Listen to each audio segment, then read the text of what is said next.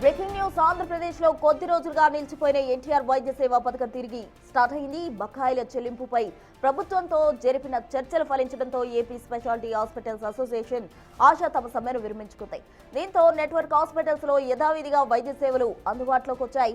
ప్రభుత్వం నుంచి స్పష్టమైన హామీ లభించడంతోనే సమ్మె విరమించినట్టు ఆశా ప్రతినిధులు తెలిపారు. మొత్తం బకాయిల్లో భాగంగా 1000 కోట్లు 10 రోజుల్లో చెల్లించేందుకు ప్రభుత్వం అంగీకరించింది. మిగిలిన 1000 కోట్ల బకాయిలు రెండో త్రైమాసికంలో చెల్లిస్తామని హామీ ఇచ్చినట్టు వారు వెల్లడించారు.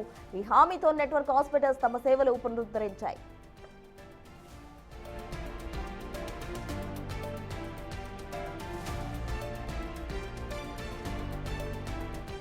గత కొంతకాలంగా ప్రభుత్వం నుంచి బకాయిలు రాకపోవడంతో ఆశ సమ్మకు దిగింది. దీనివల్ల ఎన్టీఆర్ ఆరోగ్య సేవా పథకం కింద చికిత్స పొందే రోగులు తీవ్ర ఇబ్బందులు ఎదుర్కొన్నారు. తాజాగా ప్రభుత్వం ఆశా మధ్య ఒప్పందం కుదరడంతో రాష్ట్రంలోని పేద మధ్యతరగతి ప్రజలకు నాణ్యమైన వైద్యం మళ్లీ అందుబాటులోకి వచ్చింది.